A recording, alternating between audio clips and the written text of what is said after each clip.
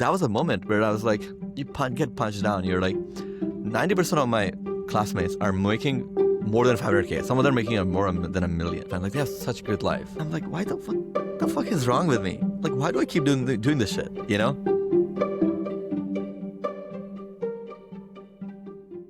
Hi, I'm Sunny Recchi, host of Before It Clicked, where we talk to founders in detail about the early messy days before their company hit product market fit. Today, we're talking to Nikhil Gupta, CTO and co-founder of Vapi. Vapi is absolutely crushing right now. They're a way to build voice AI agent experiences in your application. They have 400,000 developers using them across Fortune 500 companies and at startups. They just raised a Series A on a $130 million valuation. They went from 6 employees to 45 employees in 9 months. They are a rocket ship.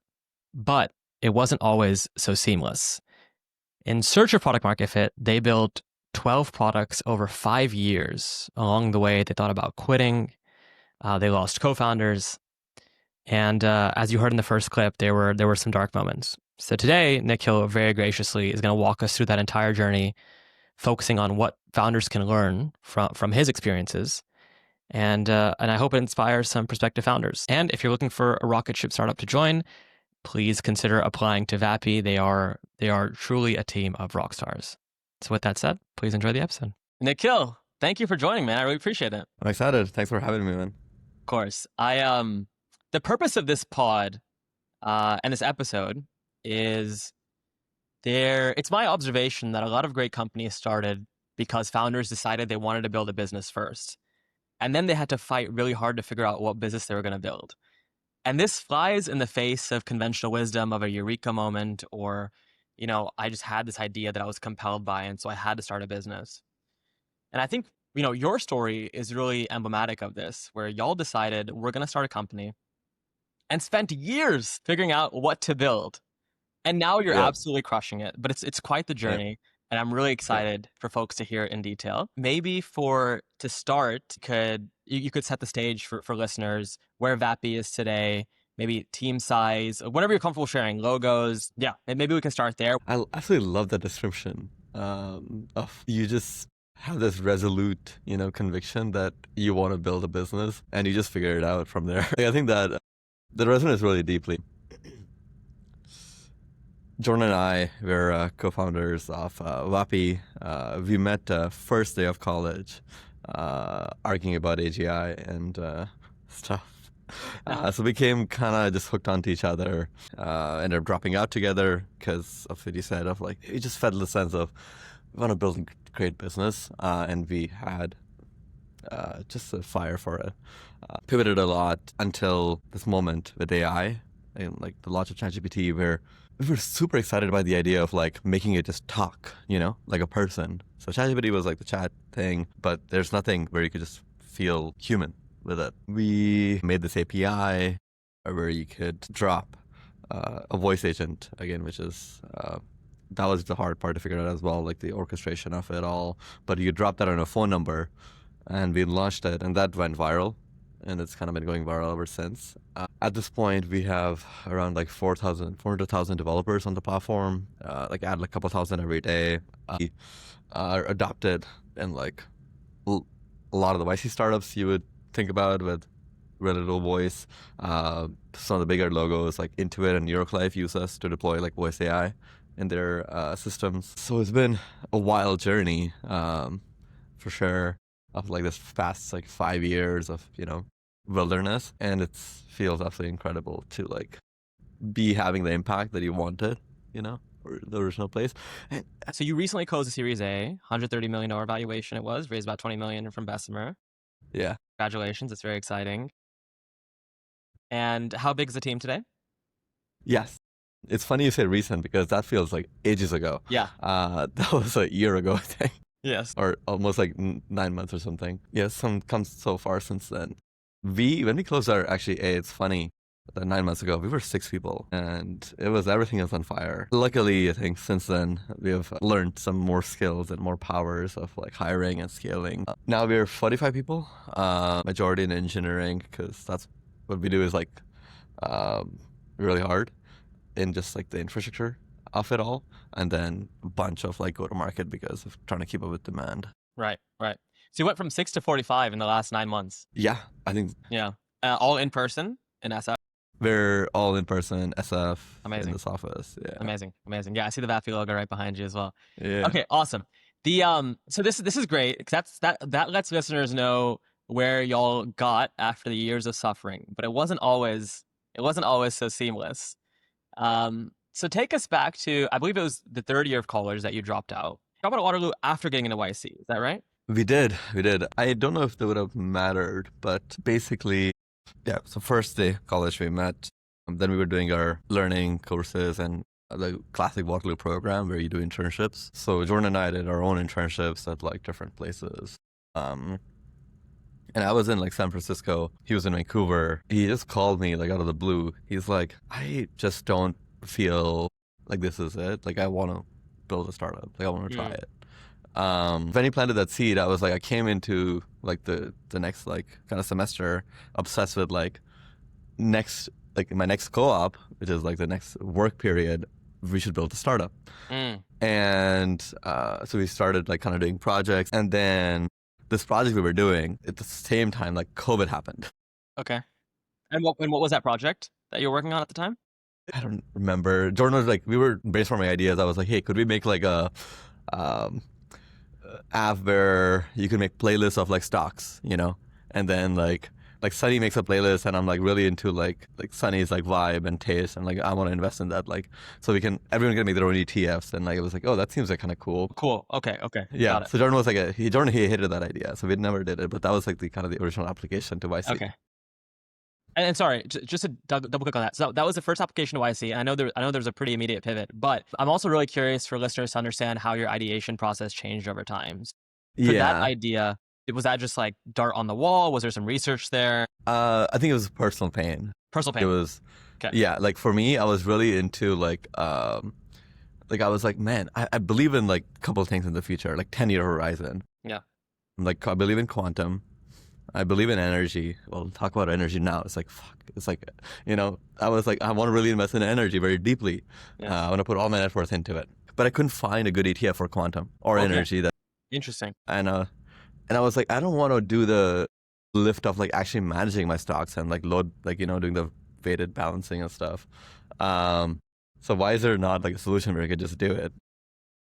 And because it is a skill set to observe your own pain points. Are you like carrying around a book and like noting every time you feel a pain? Like what was the process like there? Put us next to you in those moments. Yeah, sure. I think we kind of just did a session of like, in this moment, like, what do I care about? Yeah. What do we care about? Yeah. It was not that much more than that. Okay. And like one other project we started building, which is like the classic tarpit idea that every first company does, is build a friend CRM. Yeah. Of course. Yeah. Okay. So because we were like, right. Did that precede the investing idea, or was that after the investing idea? I think it might have been before. So you might be right. Actually, it was the earlier one. Yeah, where it was just like, hey, like, you know, I want to be closer to my friends. It's a hard time keeping up with everyone. Let's build a friends here. Yes. And I remember we did an office hour with like Eric from Pebble, like who was not. This is when like the partners just go to universities and like host office hours. Okay. Oh, this is before you were YC. This is way before YC. Yeah, he absolutely destroyed us. He's like, this absolutely sucks. He's like, no one is using it, but it was like the most beautifully designed like experience and like product that we built. But yeah, I guess like that was like our first tarpit idea, and then I guess we were doing the more ideation, and then like one of the ideas was like this fintech thing. There's other ideas around like, hey, can we help influencers like post better and like connect better to make brands and like all like it's like, oh, what's taking off? What are the trends? Like, oh, there's like social media. I don't know if there's like as a college kid, you don't have like a lot of like, what do enterprises look like? You know, like it's like, what is a CRO buyer and like what are the pains that they have?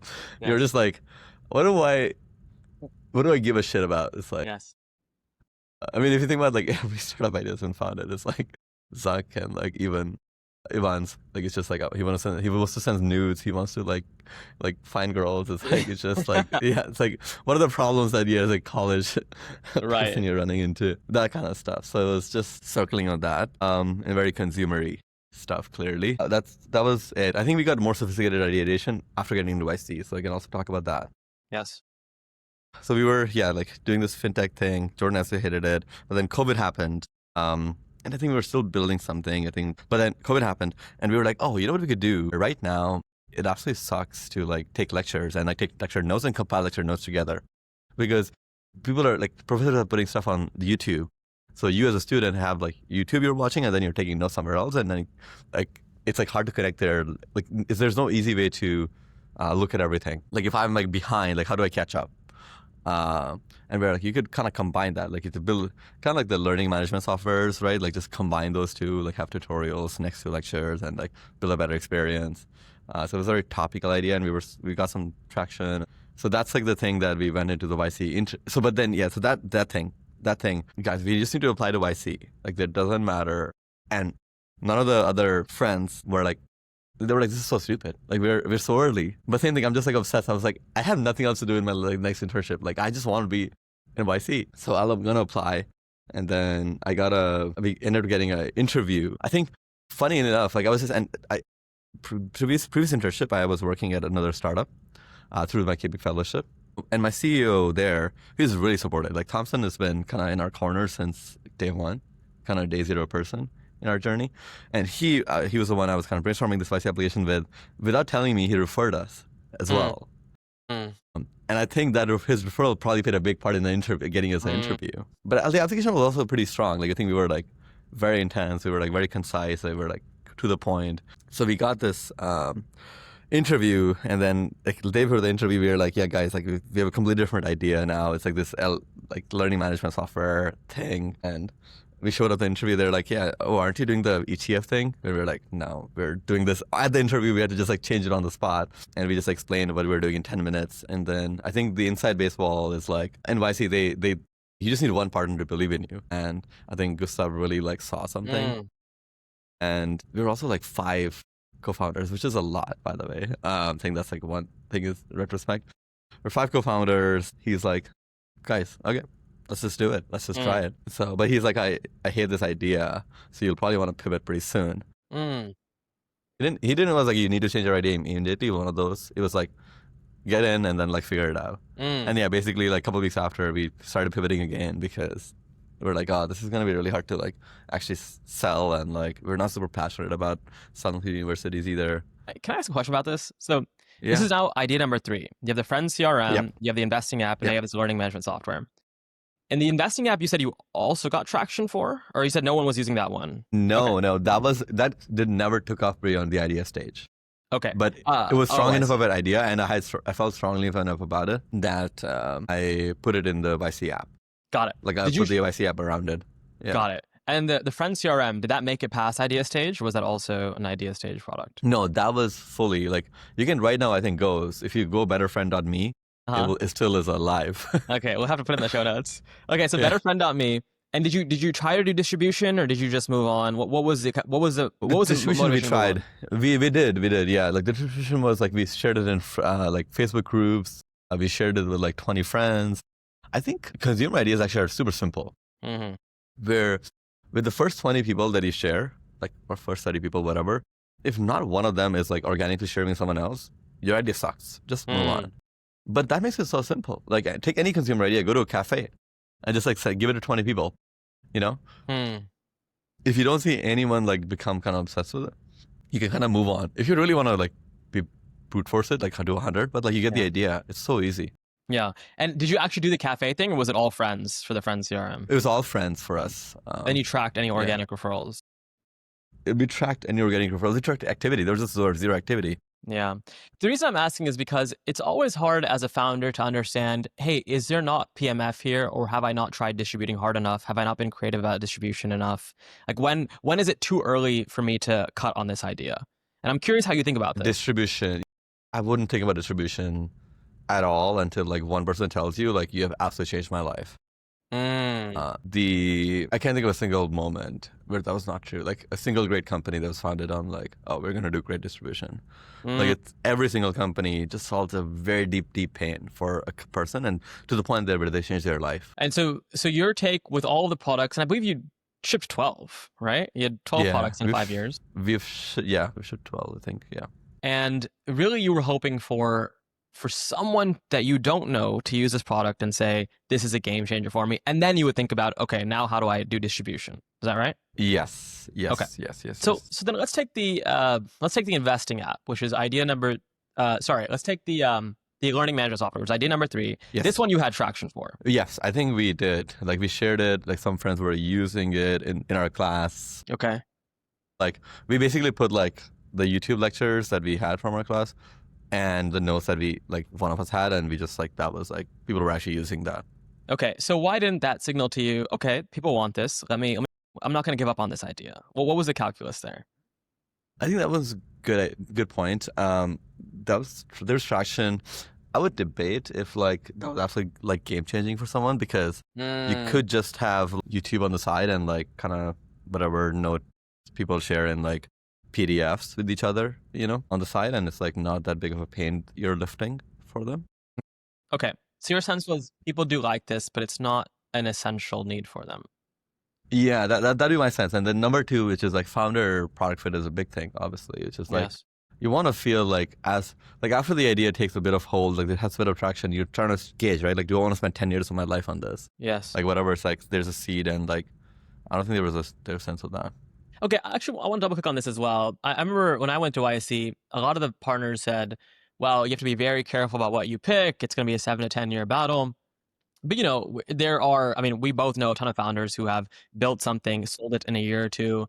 Did it always look to you like, okay, this has to be a 10-year commitment? Did you ever think to yourself, oh, I could build this, I could sell it, like I could sell my investing app to a much larger investment company in like a couple of years? Yeah. What was your calculus there? I don't think that any of those founders I know, they built something great. I just don't respect Yeah. that. Yeah. Yeah. Like it's like it's like it's a rep, which is good, but like yeah, it depends on what you care about. But like we just wanted to change the world. Yeah. Okay, so you build the learning management software. People want it, and you're like, I don't know if it's game changing for them. I don't know if I want to spend 10 years of my life on this. How long into idea to killing it? How long was that period? Yeah, probably 3 months. Maybe 2.5. That's a while. Yeah. Okay. Yeah, and because it took 4 weeks to build it. This is a precursor. So it's like it actually takes time to build it, things 4 or 5 weeks, and then a month, 3 weeks to like share it and like get people to use it, and then 2-3 weeks to like decide if we should just kill it. Yeah. Okay. And at this point, you still have the 5 co-founders? This is 5 co-founders, yeah. Okay, sorry. And then so let's get back into the story. So you're like, I want to kill this idea. It is now after YC. Right now this is still YC not started. Okay. Oh wow. What happened? Yeah, this is like, if we were to go month by month, I think we got accepted into YC October of like 2020. As soon as we got accepted, we moved into a single house in like near Waterloo. And then we were going intensely on this, and like it's actually really funny how much we cared. We had like this like single TV where we put like all our calendars on exactly what we were doing every day. Wow. It was not that much more. It's like, okay, coding. Yeah. And like coding and user interviews, talk to people and build shit. But it was just absolutely like locked in. But yeah, so we kind of, in that moment, like, I think November-ish, we started killing it. December, we were like starting to pivot around, maybe like begin second week of December. But now you're getting to Christmas time, so it was like actually really funny. And this is what I look back on. I think people underestimate like how much impact the people around you have. Like Gustav believing in us was a big source of like fire for us. I don't know if we would have survived that time without him. He was like, guys, you're good, just keep going. This is like batch hasn't even started and we're just collapsing, because like, oh, what are we gonna do? We're gonna completely waste this. It's just like there's 5 people, so it's hard to even like manage emotions. You're so early, you don't even know how to communicate. Right. There's so much, like we didn't even learn like NVC, like there's just so much you just don't know. And that was a really tough time. Everyone was like pretty depressed. And we're just like one in front of the other. But like Gustav was like, yeah, just. And then I remember he like met us like literally Christmas Eve, like almost every like New Year Eve. Like he was like brainstorming with us and like just trying to help us like keep going. So we felt like ready for the batch. And there, we had a lot more methodical process. So what we did was like, we built this notion where all of us put 20 ideas. I bet I could probably find that if I really tried. I think it grew up to like 30-ish, maybe 40-ish ideas. And then the framework was frequency, intensity, and willingness to pay. This is what's like Cybele kind of taught us. Mm-hmm. Whatever pain you're solving, like how frequent is it? Like toilet paper you use every day. Mm-hmm. What's the intensity of pain? Mm-hmm. If you don't have toilet paper, I think it's like pretty intense pain. Willingness to pay, clearly everyone's paying, so its willingness was high. And the way, I mean, we didn't have the second piece back then, but like, what is like the shitty solution people are doing right now for the pain you're trying to solve for them? It's almost always like that exists, and if you can't find it, that just means like it probably doesn't matter. Like literally every single thing you can think about, like WhatsApp. People messaging their friends in like India, let's say, right? Like it's just like a lot of people do it more, which is true, but like the behavior existed before. Lovers would like do long distance calling, and like it sucked. So you already know your power users on WhatsApp. Like every single thing you can define a power user persona through the pain you're solving by someone who has a shitty solution right now to that problem. And yeah, we had all sorts of ideas. We were like, oh, can we have like calorie tracking app to like and this is COVID now, so what are people doing a lot more? Meetings. What's a new behavior, that's inefficient that we could help with? People are joining a lot of meetings. Or what's the pain around meetings? So it's like, okay, there must be, right? And so we talked to other people who also got in the batch. We did like, I think 30, 40 user interviews at this point. So now we're going from like just our pains to like other people, what we're hearing about them. They're like, yeah, we're trying to schedule user interviews. Like it's hard to manage it's hard to manage this schedule. Like I miss meetings. Like, yeah, people would talk about this pain of like, I just miss meetings. I'm in meeting and then I just miss the next one. And we're like, why does notification not work? And they're like, I just don't see it. Like, it was just not reliable. The Google the Google Chrome notifications at the time were just not reliable. Zoom didn't send you a notification. So it was just like, that was a mess. And I don't know how we kind of stumbled upon like this. I think it was one of the co-founders, Ibby, or I think Jordan, like one of those two guys. Like for them, like for me, for example, that was like a lot more like intellectual. Like it's like, what is the theory around like a good idea and like what can we build? These guys are very tactile, which is honestly more important, I would say. So they would hear these things and they'd like quickly build prototypes. So like, I think Ivy in one night built this thing where it connected to your Google Calendar and it sent you a notification. And I don't know if there was an idea before that, or like this was the fourth idea. There might have been another idea we killed in the middle. I can't remember. I think he made this thing where it connected to your Google Calendar, and it would just send you a notification with a button, and you click on the button, and it would take you to the meeting. Yeah. So what happened? Like I don't know how he like thought through it, but like if you think about the pain, it's so obvious, which is. When people will get a notification, you click on the notification, it takes you to Google Calendar, you click on the Google Calendar event, you click on join Zoom, which opens another web page, you click on join, like launch Zoom, which opens like Zoom, and then you click enter. Yes. And that was like the process every fucking time. You're getting a meeting and you're doing this like 10 times a day, like 50 clicks. And instead he kind of, not hijacked, like I think he just like kind of reverse engineered like Zoom's like API. And he was like, I can just send people a notification and like they click in and they're in the Zoom meeting ASAP, immediately. So we went to Gustav. We were like, hey, these are the 5 ideas we have. What do you think? And he's like, wait, what is this meeting thing? Can I try it? And he's like, we tried it. He's like, I want to pay you money for this. Like, this is good. And we were like, should we believe this man? Like, is he trying to just be nice to us or like, but that he was telling us like there's willingness to pay. Like for me, this is a big enough pain that I will pay money for this. And we would ask him like how much. He's like $20 a month, and I was like, that's insane. Yeah, I can't believe for a button people are paying $20 a month. Right. Because like there's Netflix. Netflix provides you so much value. Yes. That's So fair. $20 a month. Yeah. But I guess it's productivity software and like it's like acute pain. Yeah, so that somehow, like, I think we did build a couple of shitty prototypes of like different meeting things that we were starting to solve. Like we were like, hey, like could we like give you the meeting and note taking right in next to it or something? But those were a lot of shitty ideas. It just got shut down. Like it just didn't get really traction. The first sign was, like there's a willingness to pay. There's frequencies clearly there. People join a meeting a lot. The intensity of pain is because of the friction. It's a very tense time. You're trying to get into a meeting. You're like at home. You're anxious. That I think, again, in retrospect, it's easy to tell these things. I don't think we were that smart. To like know. And then the willingness to pay, Gustav confirmed. He's like, I'm willing to pay for this. So then we launched it in Bookface, like basically like next week. We cleaned it up a little bit, like we made the UI a lot prettier. And the good thing of having 5 people is like we had a lot of horsepower. Like we had a great designer, like who was like part of our team. It just looked beautiful. So we launched this thing in Bookface, and I think like 100 people tried it, and people were using it. And like we were like, are people gonna pay though? That's a real question. We paywalled it, people started paying for it. We launched on Product Hunt, and that moment it went viral. So on Product Hunt, once we launched, there was a Reddit comment, a Reddit post that someone made. It's like, has YC lost its way? Because they're like, YC is now funding button companies. Yeah, brutal. Yeah. And that was like brutal, honestly. Like it really, like, I think we were already internally laughing, but like it was like, it still probably hurt, I think.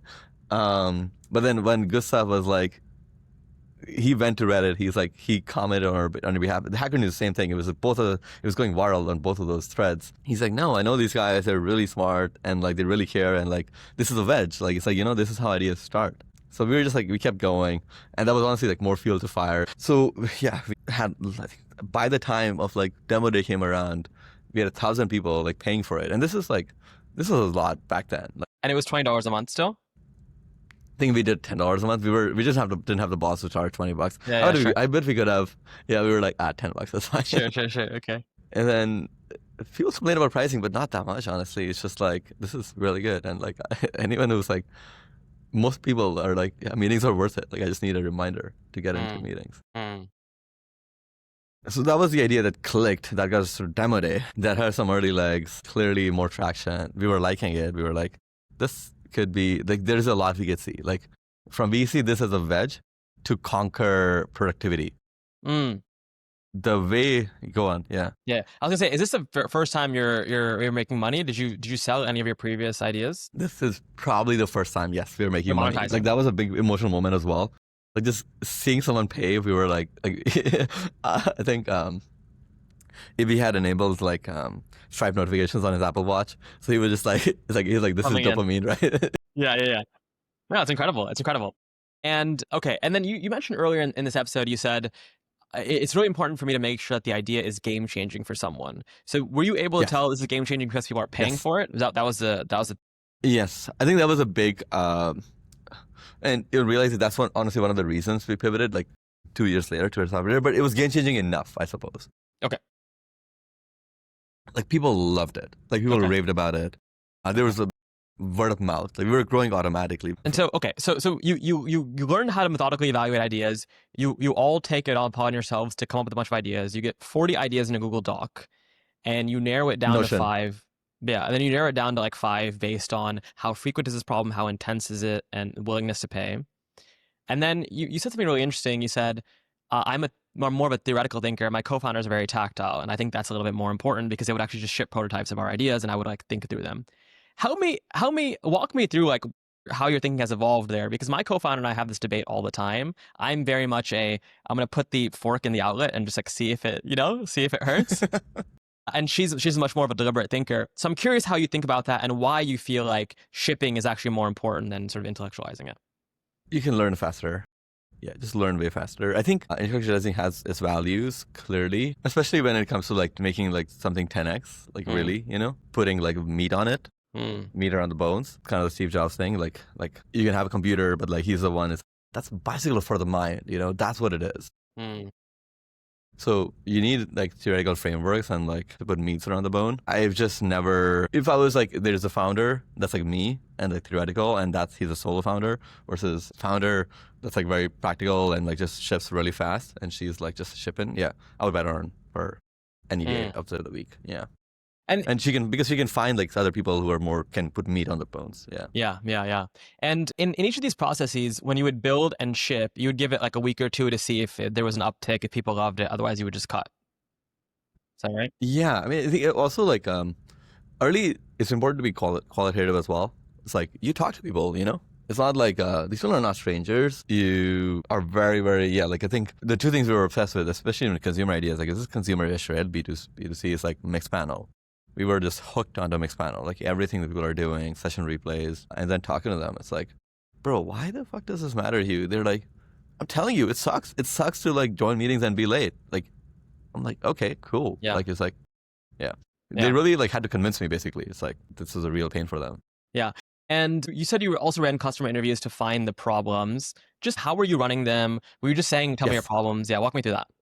I think everyone has a different kind of way to do them. I highly recommend the book. What was it? Talk to Mother or something? Mom Test. You remember the book? Yes. Mom Test, yeah.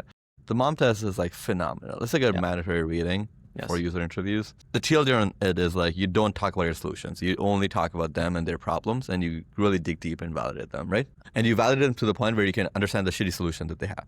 It's like, it's a way to like discover user pain. It's like you're talking to your mom, you want to hear about her pains in her life. I think there's different ways, again, people go through this process. And for Jordan, he's a lot more about like people know best, you know? He'll be like, Sunny, just tell me about your life.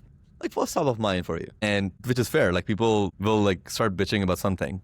Like, you just talk long enough with them. And they keep like following enough of these conversations, you'll find something and then you just solve it. I, again, was a lot more kind of systematic around this, where I'm like, you know, like, walk me through your day. Like, the moment you wake up, you take a shit, to like the moment you're like in the bed and like rolling up like the blanket. Like, I want to understand everything, top to bottom, because I'm like suspicious of like people's own self-awareness. So I think both of those, again, like kind of mattered here, but I would bet on Jordan's more, which is like, just let people like bitch about their problems. So yeah, like, but I would like just conduct like, hey, you're waking up, like what are you doing? Like, okay, 9 a.m., you get on a computer. What's the first thing you're doing? Okay, got it. Then you have these meetings. You're like, interesting. How are you managing all these meetings? You have 8 hours of meetings? Okay, interesting. How does that feel like after? It's like, you know, it's kind of annoying. And then they talk about different problems, and you're like, interesting. Like, is that not bigger than that? And sometimes people will be like, yeah, but actually maybe, but no, actually maybe not. It's like, so you have to get into like psychoanalysis a lot, basically, and get better at it. Better validating like what true pain looks like. Yeah. But an easy thing to know is like, if someone is like spending, when you talk about something, they feel charged or they're spending a lot of time. It's easy. You can build a lot of value, but it's just reducing that time. If someone is spending 2 hours a day doing something and you reduce that to like an hour or reduce that to like a minute, maybe 10x better, right? Like 10x better would be what? 2 hours is 120, like 12 minutes. They would love it. Because you don't have to think that hard about it. It's like the frequency is there, they're doing it every day. The intensity is like 2 hours of my time versus like 12 minutes. Willingness to pay will be there. It's like, if that time is not valuable, you can just like theoretically tell some of these things that are just good. So that's where my process was, just like kind of understanding, take me day to day, like what are you doing? And then there's a lot of things that came out of it. We were realizing like how much time people spend like making follow-up emails, like writing notes from stuff. Like, you just learn about like what people are doing in their life. And then were you mom testing around like specific theses? Like, okay, there's a lot of Zoom meetings now because of the pandemic, and therefore there will be problems there. Or were you just generally tell me about your problems and then narrow it in from there? Yeah, I think not. There was thesis was later, I would say, is like, or maybe similar, but like the single most important thing was just like, we want to really deeply understand people. Okay. Like, so go for it. On that note, did you focus on a persona that you wanted to deeply understand? Or were you having conversations? We were not that good about it. We just like talked to everyone. We talked to PMs. And then Everybody. that's again, one of the pains I think was so hard was like, we just like, we never really got good at like understanding our segment. And that's like a great learning. But we were just like knowledge workers. Oh, that's our problem, like segment. That knowledge worker is too broad as a segment, you know? I mean, there's still a segment, but it's too broad. Yeah. What would you have done differently going back? Would you have chosen a very narrow segment? I would have chosen like, what are we trying to make something great at? Like, and I think about the greatest businesses that have been built in that space, it's probably like a bridge. Like, it's just like doctors need excellent notes. And that really improves their productivity. That's the most painful. Choosing a persona is always very challenging because, you know, like let's say cybersecurity. So my last company was in cybersecurity. Even within cybersecurity, there are so many different jobs. Obviously, enterprise security is very different than mid-market security, very different than small business security. So you can actually get really, really narrow. And then it's like, am I too narrow? Am I not narrow enough? Whereas you guys were extraordinarily broad.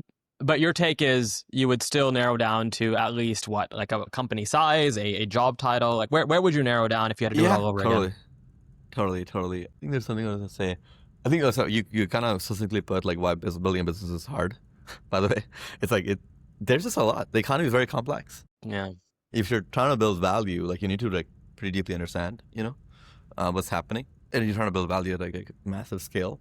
On your question of persona, like what is to me a segment? I think a segment is a couple things. And again, the more detail, the better. Definitely industry. Ideally, like size of the company, like mid-market enterprise, SMB is consumer. So like the shape of your customer, like the size. Yeah. So industry, shape of your customer, what persona, and then the problem you're solving for them. And you can honestly add more details. Like the more, the better.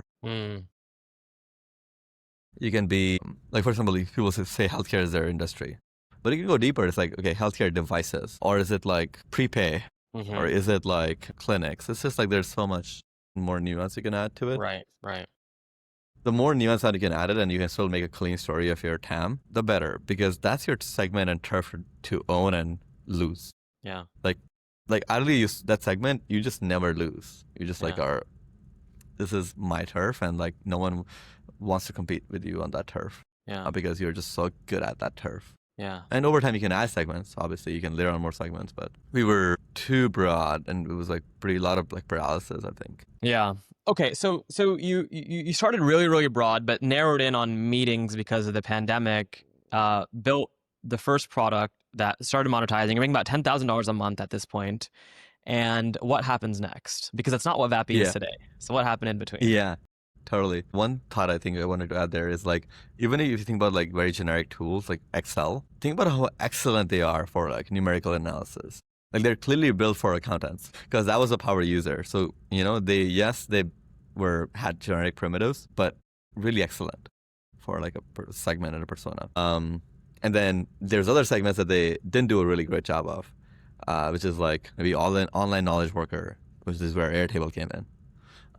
So not to your question of like, kind of what happens next. So we spent, we were like, hey, this is a wedge, obviously. Like we want to define like, there's like 5 productivity softwares that will define the future or define our current history. There is Excel, Word, Calendar, email. I think there's one PowerPoint. What's the 6th one? Like what's going to be the new 6th? Is there a room for a 6th one? And like Notion comes close, but I think they were just not impactful enough really, at least yet, but maybe. We're like, what's the edge? Like we're now running people's like day. Like that's a really powerful position to be in. Like we have to like, let's take a bigger leap next. So we spend a lot of time on that kind of paralysis. Like what is like meaningful to people? Like what is the kind of theory? Again, what's the pain we can solve for them? And that just took a while. Like that was like basically next 2 years of our life. And what did that look like day to day? The day-to-day looked like, I think we went through sprints actually. We were like, hey, what's the most important KPI? So what are the KPIs that we had, right? We had number of subscribers, daily actives, weekly actives, subscribers, conversion to paid, cost of acquisition 0 is like kind of organic, but like we could do like what's our LTV and like could we do paid or like some ways, right? So I think the metric that we picked initially to focus on. There's also like how many times people are using us, like how many times people engage with Vapi. I think we chose engagement, if I'm not misremembering. It's like, there's like, because we were like, that's like the precursor to retention. We want to just like own people's like clicks. Like we want to own people's like day to day. So we landed on this thing, which is like, right now we send you meeting notifications. But you know what else is like really messy and context switching is really high? Slack. Could we like do a better job of like managing your Slack inbox also in your menu bar? So same way again, like people could go into the menu bar, click on the menu bar and like look at their calendar. Could they just look in the calendar and like quickly see like the important Slacks? We just sort of like, hey, let's try it. So we spent a lot of time building that. That was probably like 3-4 months of experiment, where we launched even a product. I think it's on Product Hunt. There's like some interesting traction around it. We are unfortunately very limited by the Slack API. You can like force back read statuses, so it's like hard to build a UI on top of like an existing product that already has a UI. And that didn't really work. But the pain was just like, like people hate context switching. People want to stay in focus. Like when you're coding, if you want to stay in focus, right now what takes you out of focus is Slack. Can we keep you in here? And when you're realizing, right, you're like, hey, like, why are you caring about developer persona? Because like, I guess like, if you focus on the manager persona, they don't give a shit about context switching. They're like context switching all the time. So it's like, it's already middling out, and like we were just like making bad decisions. At the time we tried that. So that was like our sixth kind of product or seventh. We tried, we're like, okay, that didn't work. We were like, hey, could we help you? We're right now helping you get to the next meeting. But people switch a lot of like apps like all the time. You do like context switching like every 10, 20 minutes.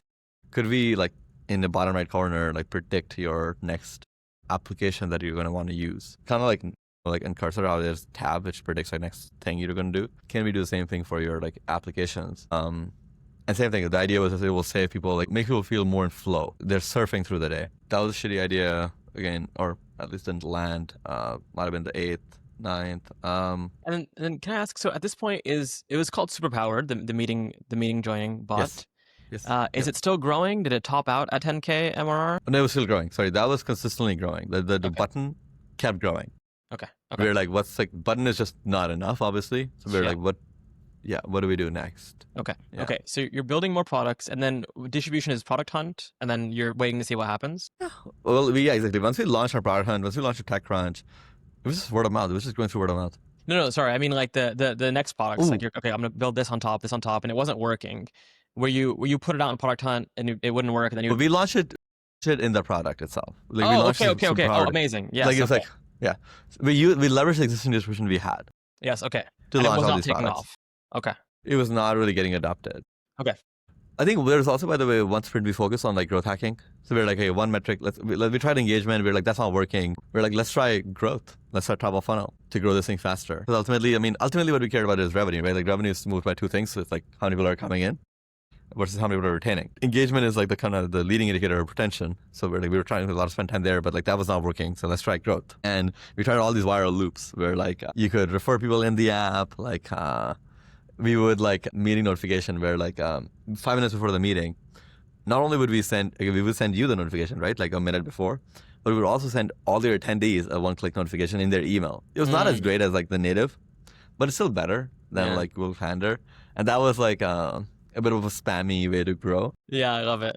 Yeah. So it was like, I think that there was like some gray area stuff on like growth there, which is like, I also don't like consumer growth type stuff, but like it's so true. Like when you hear like Chamath like talk about Facebook, it just feels so like gray area kind of stuff, but it works. So we spent a sprint there. I think finally like what landed in terms of like the product, which was a step function improvement, was giving people their notes. So we were like, okay, we look like their meeting. What are they doing in their meeting? They're taking notes. Like some people at least are. We're like, could we like add a bot again where we listen in? Not a bot, sorry. Could we listen in without a bot? Because we know there's gongs and other shit at the time. But we were like, it would be nice if you could just listen into the computer and give people notes. That seems like a cool experience. Just theoretically, again, there's enough people who we knew who did it. Like they had a shitty solution, right? They were like, and I mean, Jordan also like is a heavy note taker, so like he had already a shitty solution, which is note taking. And it was really hard to keep attention. So it felt that one had legs. So we spent some time, and then again, same thing. We just reverse engineered like Apple APIs and like figured out. Like I think we were the first one to like figure that out. Like figure out like we were just strong engineers, so we just like figured out like you could listen in to like the computers like mic in a very seamless way that was like worked for people. So we launched that, and that went also pretty viral. So it became became like not just a button app, it became a note taking app now, and that as you can tell is a much better idea. Like if you look at Granola, obviously it's like doing pretty well. But I think my hot take is like Granola is still too broad as a foundation. Let's see how they do. I think they're trying to be the CRM, and that was our thinking as well. Like, hey, you could be like, now that you have notes, like you understand people, like you can build like relationships and all that. Totally. Same thing. It's just too generic. Unless you focus on a segment that you really want to win, you're not gonna crush. So, but yeah, it grew enough where like we became profitable, and once we became profitable, like that was the default of life. Like that was like what we were chasing for 2.5 years. Like kind of like blinders on. Once we had that, things quickly flipped, where like we went from like super high feeling of like we're default alive to like next week like everything sucks. Like we can't imagine like spending the next 10 years of our life building like a note taking app. what does that even mean? Like, what are... I think maybe I'm missing, a story in the middle there, which is, we were already starting to doubt, like, what are we doing, or like, how are we going to grow this thing? So Saibo's advice, how to grow this thing, is like, okay, what pain are you solving? Like, whose life are you changing? Same thing. He was like, he kept pushing on us on like, guys, like, you're getting traction, but you're just not like quite hitting the mark in terms of like the real punch you should have in your product. That was his sense, intuitive sense. So we did like 100 interviews, again, of our customers, like literally in the next week. And yeah, we realized we're like, no one uses notes. They take the notes from the meeting, but they don't use it. And we're like, wait, what the fuck? And then we were a really expensive product. At this point, we were charging $100 a month. And how many users did you have on the note-taking bot? Probably not that many. On the $100 tier, probably like 200, 300. Okay. Like, there was like a $20 tier as well, but like, yeah. But it's still insane to us. Like 300 people are paying like $100 a month. Wild. Like, why the fuck would you pay that much money? And then we talked to basically, that's what I mean. Like, we talked to almost all of them, and we went in person. We just like, whatever we could do. They didn't use it. Like, they didn't use the notes that they were getting. It was an insurance policy for them. They felt scared to not have notes. But like, it really didn't change their life. Like, it was not meaningful in their life. Except a couple personas, doctors and wealth managers. There's one other persona, I think. But like, in wealth managers, you have 50 relationships that you're like kind of serving. It really matters that before you get into talking with, your customer, like them, what's like top of mind for them, like what problem that they have. So for them, it was life-changing, because what happened is they would spend like 30 minutes after the 30-minute meeting taking notes. And then they would look at those notes like before the next meeting. And now, thanks to, like, again, superpowered, they could almost take double clients. We were making them twice as much money in their life. That's life-changing. Same for doctors. It's like they spent so much time writing soap notes. It was like an absolute waste of time, their valuable time. And they look at it every time before the next patient. Like, the next patient comes in. And now they could serve a lot more patients. And we're like, holy shit, we are idiots. Like, 90% of our users are absolutely useless. They're paying us money, but even that is not enough to know if their product is like strong enough, because we're not changing their life. And once we realize, like, okay, these are the people that we can choose to help. Like, we can lawyers, same thing, any services business, where like we could change that life. We can become a lawyer solution, or like, again, health manager solution or doctor solution. That would be life changing. That would be like, and that's a $1 billion company, if not more. I mean, Abridge is really doing well, as you can tell. So we figured out the answer. We're like, this is it. Like, we have figured out like a idea that will be a couple $1 billion company if you just kind of stay on it for the next 10 years. And we're like, we don't give a shit. We could not spend the next 10 years of our life building like a meeting software. It just didn't feel exciting enough to us. Didn't feel like impactful enough, like offer like energy. So we were like, we were profitable. We just like dropped all that. We just fuck it all. We shut it down, and then we moved to San Francisco. And at this point, it's like, it's whittled down to 2 founders. Like, it's just Jordan and I. Okay. Through all this trial and error, it was 5 until you killed the profitable product, then 3. No, I think it's more like in YC, we had one founder, part of it with them. A couple of months after YC, when we were pivoting and Slack thing didn't work out, like a couple other pivots didn't work out. Okay. Another founder left. Okay. And it's all very, very amicable, like still very good friends with everyone. But it's just like, you realize like what's the journey you're on and like what it takes, and like, do you really want to keep doing it? And then for the third co-founder, we parted ways as soon as we moved to SF. Like when we shut down the profitable thing. So you shut down the revenue. You just shut it off. We just shut it off. Wow. We just didn't give a shit. Now we shut it down. We moved to SF. We still have fucking money in the bank because we've always been so like lean.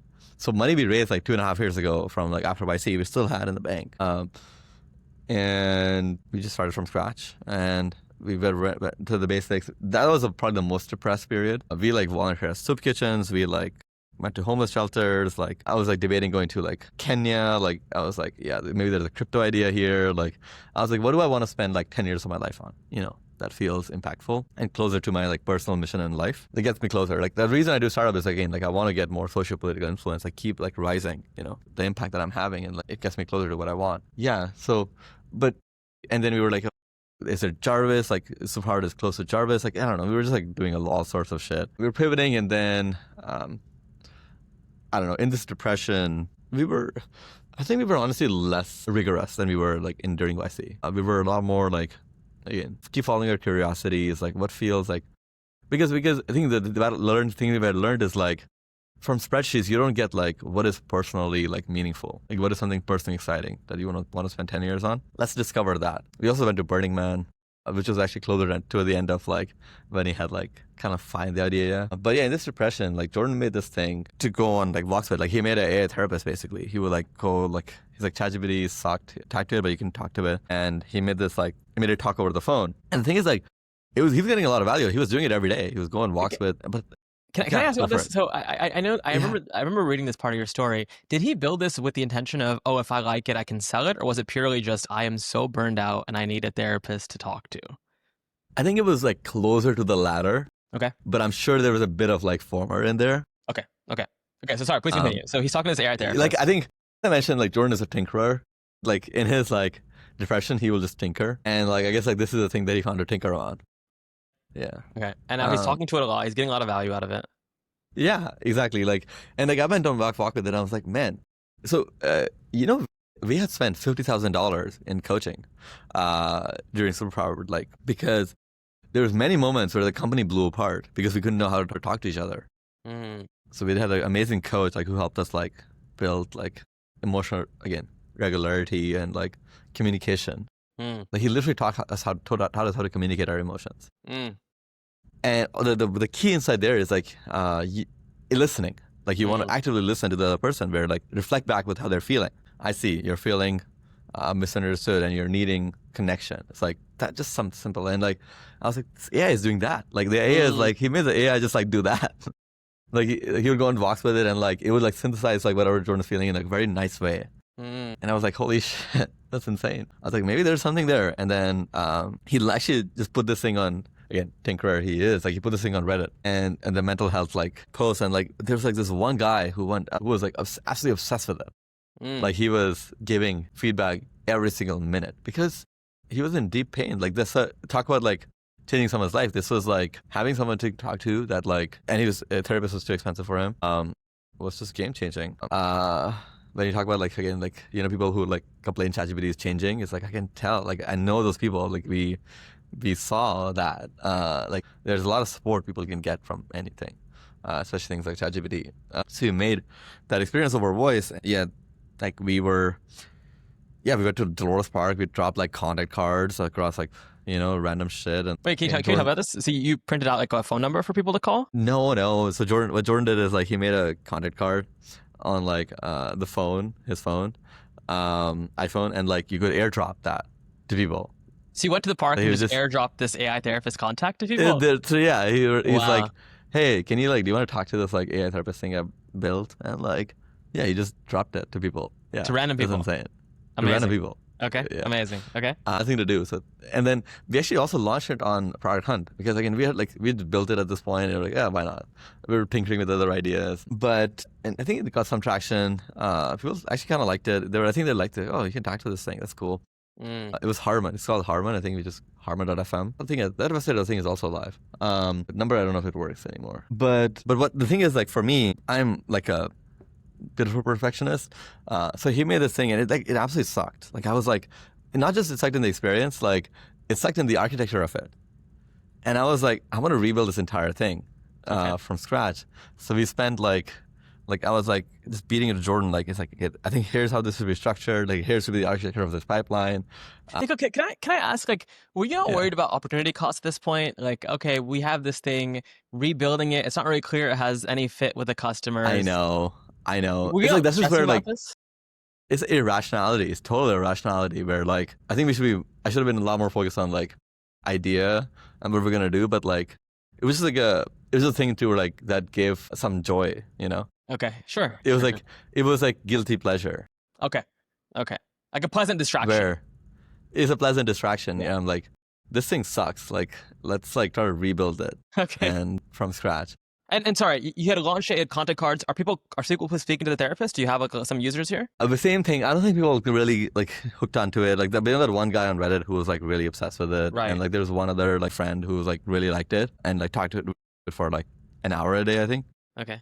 Called it 10 times a day, but it felt like exceptions rather than like the rule. And I think honestly with the mental health guy, Jordan realized that he's like, I don't think I want to serve this market. Like, that's too scary. Like, it's like it's like too critical of an impact. And he's like, yeah, this is too scary. So he didn't want to do that. He was like, yeah, maybe companion type thing. And like, that was like just not getting enough traction. So we clearly had a segment where like we could change lives. We wanted to. That would be pretty meaningful, like air therapy. Like, it's just like, it had changed our life. I guess me myself, like spending 10 years, just like trying to do that. But you have to care a lot about people who are like depressed, and like you care a lot about people who are anxious, and like, I don't know if we just had enough care about it. Like, we cared, yeah, but like it's just not enough. Okay. But you still decided to rebuild it because you're like, I need something to do, something to sink my teeth Something in. to do, yeah, exactly. We're still talking to this thing, and we're just telling like at this point like Gustav about like our charades, we're like we're like looking at like homeless shelters. We kind of built this like voice thing. It's like talk to the like it's kind of voice pipeline is really cool, and like I think it's working pretty well now. It's just like we're kind of doing voice stuff basically. Like I think that we just told him that. Yeah. Okay. And what else were we doing? Okay, there has to be other ideas that we were trying at the time. I have such poor memory of that time because it was such a tough time. It's tough, yeah. And are you both building separate projects? Or are you building on the same ones? Like, what do your days look like at this period? But Jordan built his thing, and he was tinkering on it. Like I was like, this thing sucks. I'm gonna rebuild it from scratch. So I started my own repo, and like eventually, I think he just like migrated to my repo. Okay. Yeah. Okay. Or something of that nature. And are you also doing customer interviews? Are you introspecting? Like, what does a day-to-day look like besides coding? Well, yeah, day-to-day, that's a good question. Day-to-day would look like you would wake up, stay depressed for a couple hours, and then go out into the wilderness. Yeah, honestly, like, surprising amount of volunteering. Just finding different ways to volunteer. What else? Did you have concern about money running out at this point? How much money do you have in the bank at this point? I think we had like more than $1 million or 700K. I think 700K. Yeah. 700K. For two of us, that's people. It's like forever. Money is like never was a concern to us. Did you ever think to yourself like, man, social capital wise, career capital wise, I dropped out of college. It's been 5 years. I really need to. Should I get a job? Like, did any of those thoughts cross your mind? That's a good question. I think there's two versions of the answer. Is like, one, I didn't give a shit. B was like, yeah, I think so. This is like, I think the thing I was talking about where like the answer has been refined on like why we're doing this. Like initially you just feel it's proportional, but like that was a moment where I was like, you get punched down. You're like, 90% of my classmates are making more than 500K. Some of them are making more than $1 million. They're all like in like quant firms and all that stuff, and like they have such a good life in paper, right? Like it's like they're living good life. So it's like work sometimes, like do good work, and then like travel, hobbies, like. And I'm like, why the fuck is wrong with me? Like, why do I keep doing this shit? So every moment of that getting punched down, and getting back up, I think clarified that answer for me. And I think around this time, I was like telling Jordan, I was like, hey, like if we don't find something in 3 months, that's all good. I'm just gonna move to India, and I'm gonna live in a slum, and I'm gonna figure out like how to like just make a direct impact. Because I'm clearly failing at this idea of like scaling like a startup and like having this giant like business, building a giant business, and then like leveraging that into making even bigger impact. I'm just gonna figure out directly how I can do this.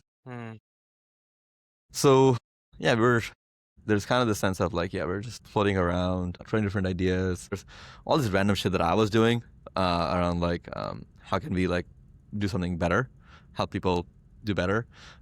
Whereas Jordan was a lot more like tactical, again, tactile of like, I'm depressed, I'm building this like voice thing. I'll go back and like, what else did he build? We were thinking a lot about, again, Jarvis, like what will it take to build, like what, yes. We were spending a lot of time like again, AGI, like it's like they will talk to it, what kind of things will they do? We could build the app that integrates into people's like Slack and stuff and tell people what to do. I was talking about like, hey, ChatGPT's like interface sucks. So you could probably build a better interface. It's just, again, same true. Like think about like now all these like alternative ChatGPT interfaces that are doing really well. by just like having a switcher, you know. So although we were trying to trick with all those couple ideas as well, like it's like in AI, what could we do? We also thought about like we could build foundation labs and stuff, foundation models and stuff. But it was like it just seemed like a lot of investment. So we were really focused on application ideas. If we think about like recruiting, software, finance, doesn't come to mind, I guess. Really kind of personally driven. So yeah, we just told Gustav like how we're spending our time. And I think one thing he took away was like, yeah, these guys are spending time in voice. And he has this other company in his batch, or their batch, or like the previous batch that was now pivoting. And they were wanting to build like a sales training bot where like people could talk and like train themselves on sales. And they were struggling to get like the voice part working. And we were like, at that point, obviously, like we had to build up fucking the best voice pipeline in existence. Like it was, we obsessed so much about it. Like it's insane, the obsession. That we had. You were obsessing, was there a notion of a business here, or you were just obsessing because it was like something? No, something you did just for the AI therapy thing. I don't think so. And I think, so, but when that like, Hyperbound thing came in, they were like, oh shit, like, you know, this could be something where like, I think we really give a shit about founders. Like any of my founder can wake me up at 4 a.m. and I give a shit about like fixing their problem. Because I guess like founders, I know founders, like they're so kindred spirits, like they're trying to change the world, they're struggling day in, day out, they could take a lot easier path in life, so I just want to do everything to support them. We love developers, we're also developers, so it's just like and we were like, yeah, like, you know, like models are going to get cheaper, faster, better. It makes sense, like voice is just going to happen. And like we could be the API, the interface that like helps people kind of build that. And you got all this because Hyperbound was struggling to build their voice stack. That was like the basically, I think so. And I don't know if I think Jordan might have talked to a couple of other companies as well, but I think Hyperbound was like basically the seed from what I remember. And we got to it. Like we basically got to like building this API. And same thing, I don't know if we were already kind of on the new stack, but like I think I rebuilt the API like 3-4 times because I feel like there's something great you could do here. There's just a sense of like, whatever I'm doing, I'll try to just do something great, do a great job at it. Right? Jordan is a lot more, again, same thing. Jordan's more tactile, like whatever, just ship something and this works. I'm like, nah, we want to like make a great API. Like I want to make myself proud of this fucking API.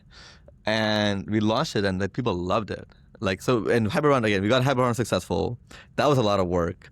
But they basically instantly started using it, and like, I couldn't believe it. People were paying them money. And when people were paying them money, I was like, this is real. Like, I couldn't believe, like, I had still a lot of suspicion, but I was like, holy shit, this is something real. Why did you have so much suspicion? I was like, again, same thing. It's like, I remember from So Hard, right? Like, it's like, yes, people do this thing. People do things like randomly because like their company's prescribing, like talk to the sales training bot and stuff. Like, but it is actually driving value, you know? That's so interesting. I mean, Vapi, from what I recall, hit like 5 million ARR in 6 months after launch. But even after you got first customer live, you were like, I don't know if this has legs. Yeah. I think we were not that sure, I would say. I think it was only after those 6 months, maybe I was a bit sure. Like, it was like when like I could not go to sleep and there was like still shit coming in, then you know for sure kind of thing. But then we launched in March. So like we got them successful in January. So we spent the entire like our holidays getting this fucking thing working, an API working. Because there's a lot of things were breaking. Man, you don't realize the whole world is built for like stateless CRUD systems, like web apps. So building like a stateful real-time orchestration was an absolute bitch, especially like something you could get live on. So I rebuilt that like 4 or 5 times, like at least 3 times the API. I think at least like 2 times like the infrastructure for it. I learned Kubernetes from scratch. It was a lot of like pain. And then while this entire time, like Jordan was just perfecting like the voice experience. We got them successful. Once we got them successful, we were like, yeah, let's launch it. We launched it. And then after that, what we did was like Jordan would like, again, hit up like every VC company doing voice. And he wants to get them in, like I would get them successful. I would be like the point person, like I'm getting hyper successful, like I'm working with them. Any point they can call me, like I'm just like making sure the problems are solved. And Jordan's out there trying to get more customers, basically. So and then we launched in March, and that's the moment of virality, like where it's just took off and like haven't looked back since then. And then we were scaling really fast, revenue. But then we had this moment of like when OpenAI launched the speech-to-speech API in June or July, I think. So 4 months after. I think we're really scaling well. We are like, I think at that point we had $1 million in revenue, actually. Whenever they launched the thing, I remember. And we were again talking to Thompson, who's again one of our lead advisors, and we were like, hey, I think this might be dead. This might be like, done. the thing that we're value providing is an amazing voice API, and like I think now Hyperbound could just use like OpenAI as like a real time thing. And he's like, maybe, like, yes, like OpenAI is killing startups. Like, maybe, I don't know. It's definitely hard.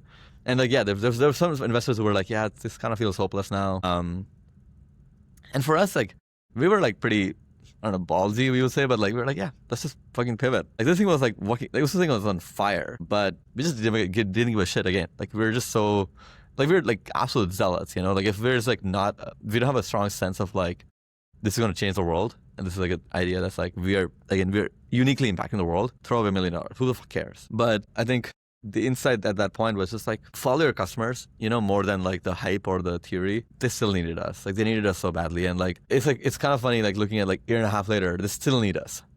Probably more than ever. Was the OpenAI API just lacking? Like, what was the reason they still needed you guys? It was lacking. There's so many reasons, but connecting the OpenAI API into your website and making like or your phone system, like having, and like your chat systems, like that orchestration is like pretty hard. The OpenAI API also lacks. I think that's a big fundamental thing. You want to like, what if you want to be like flexible? Like, let's say you want to use OpenAI real-time API, but you realize like what DeepGram's like a model for like endpointing is way better than OpenAI.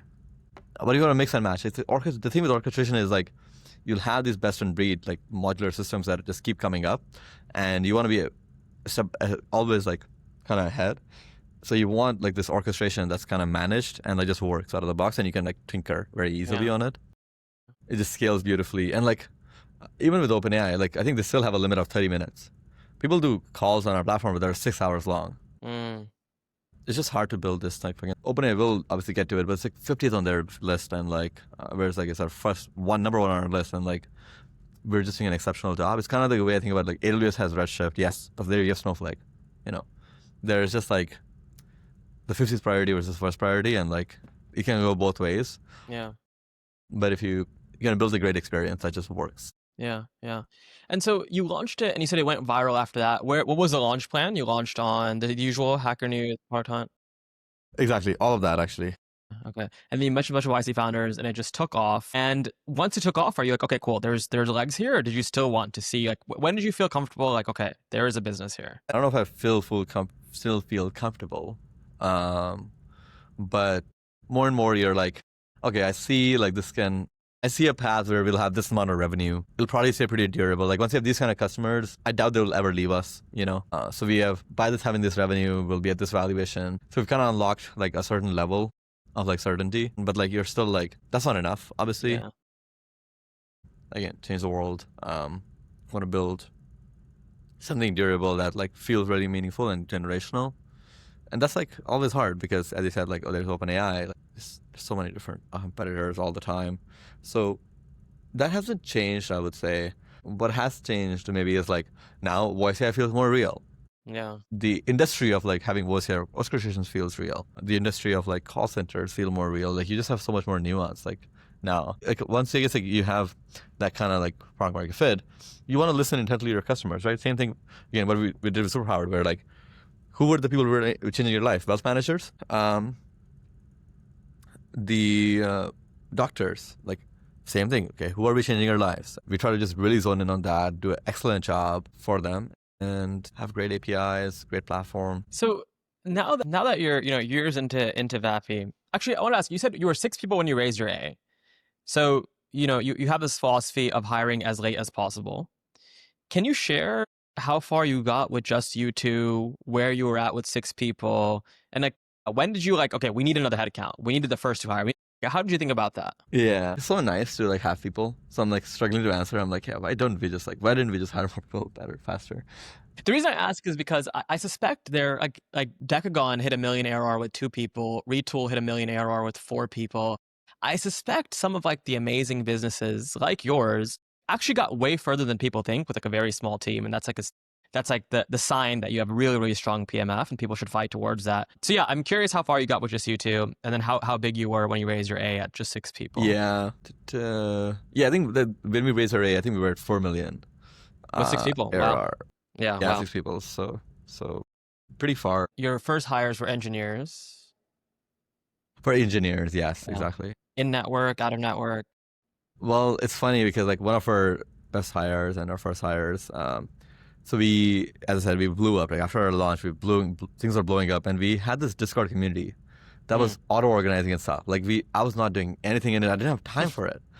I was like, at this point, I couldn't code anymore. I was just like supporting people all day. Mm. But we saw this one dude who was helping other people in the Discord, Mm. and he was just like randomly helping people. I don't know why the fuck he was helping, but like he was just like built, that way. He just cared. He's smart and he Mm. cared.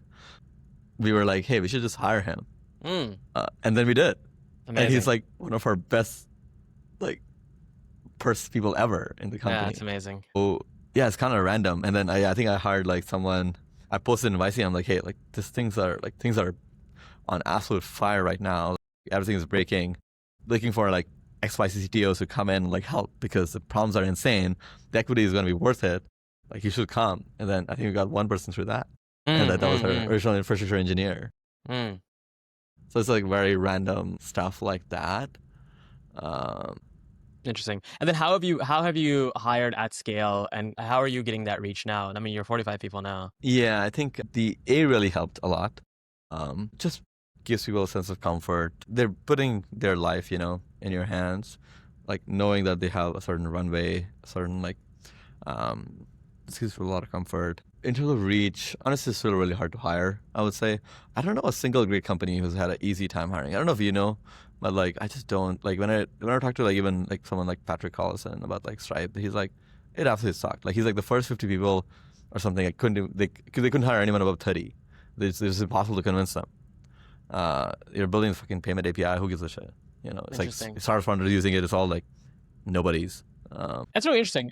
Yeah, the only companies I know of that hired very easily are like the founders had a early success, so they're executives at like some large enterprise, and so they hired their whole team.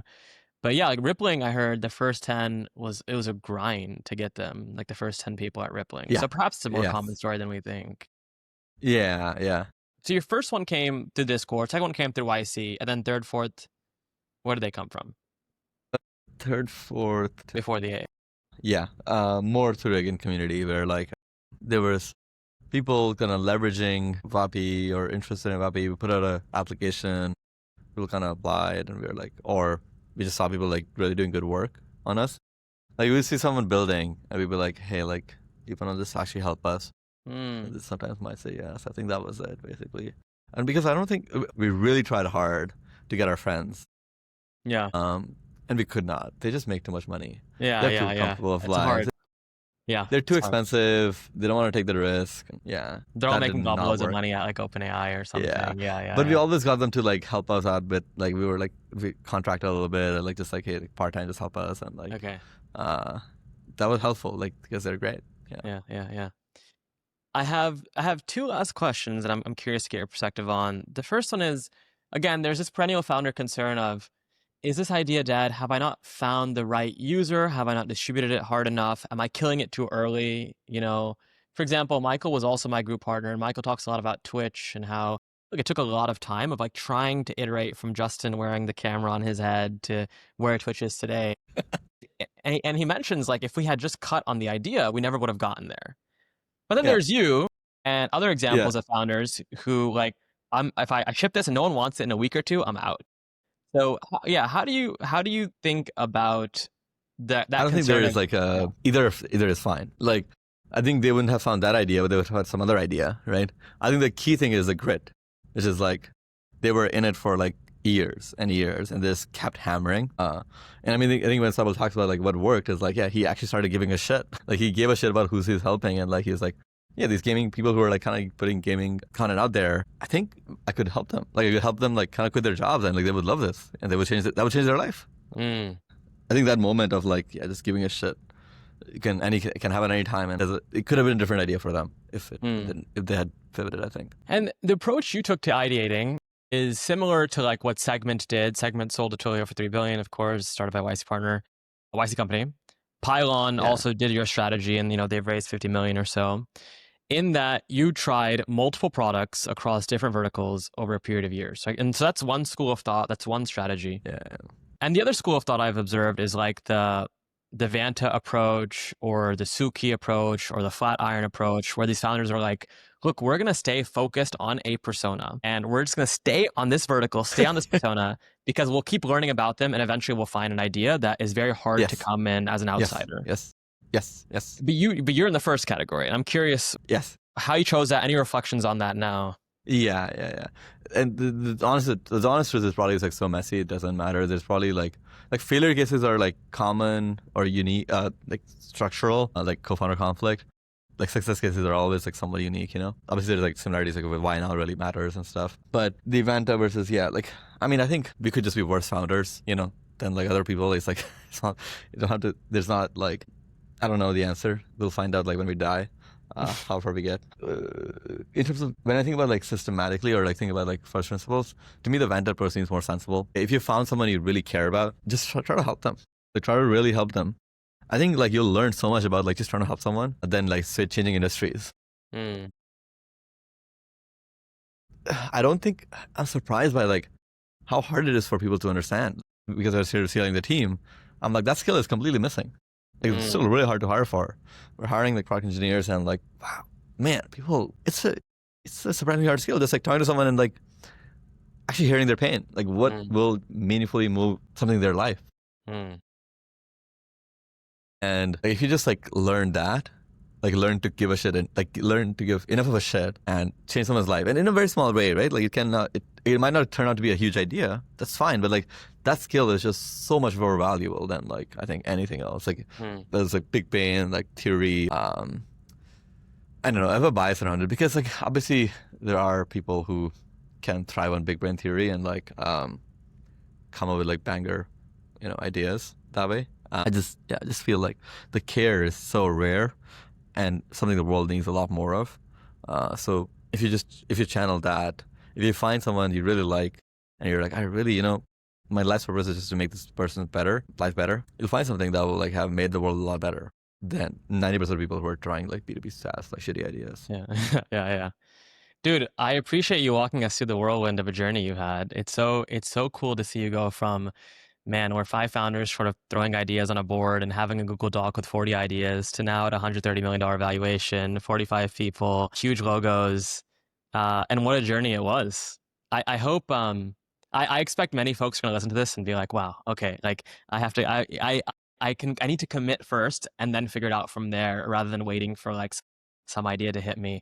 I imagine you're hiring. Any plugs you want to put in there? Totally. Before I give the plugs, I want to absolutely double down on what you said there, which is commit first. I think there's something about like the all-in-ness, you know? I just don't believe in half-timing or half-assing this shit. You have to kind of just make this an absolute obsession that I want to, you know, do this and like want to change someone's life. And then you'll figure it out. You'll just figure it out. Like, given enough time, you will figure it out.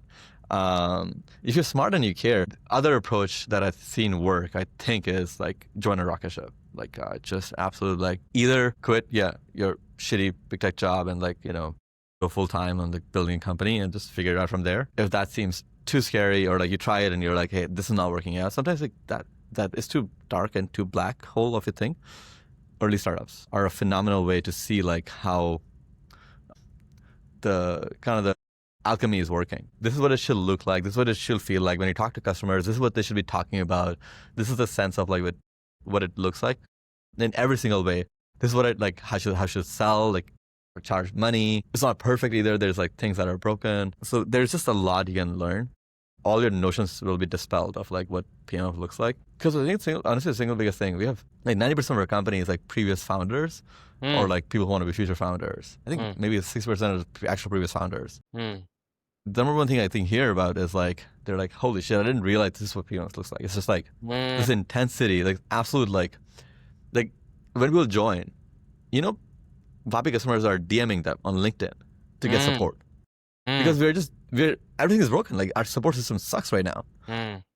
So we're really, really letting our customers down, but like it's just we're small and like it's hard. But that's kind of like people are literally breaking through walls to like get in touch. And like, you know, that's kind of what it feels like. Yeah, this is a good way to kind of segue into the plug, which is if you're out there and you're like bored, have a chip on your shoulder, feel like, you know, you want to do something more, you feel like more intensely with life than like all your peers. If you feel like you're in top 5% of like intensity or like care of your peers, you should probably be building a company or join come join Vapi. Into this role we're hiring across the board, like everywhere. We're hiring like AEs, we're hiring like SDRs, we're hiring like product engineers, infrastructure engineers, forward deployment engineers, like literally every single thing. In terms of how to reach, you can reach me at like nikhil@vapi.ai. You can find me on LinkedIn, and also in the LinkedIn message send something. Otherwise it's hard for me to know. We obviously have our job posts and stuff you can also apply at, but if you just message me at nikhil@vapi.ai and with the right subject line of like this or something, I'll probably read it. Sounds great. I appreciate your time, man. This is an amazing story, and I'm looking forward to getting invited to your IPO celebrations. Well, thanks for having me, and thanks for bearing through it. Thank you. Take care, Nicole.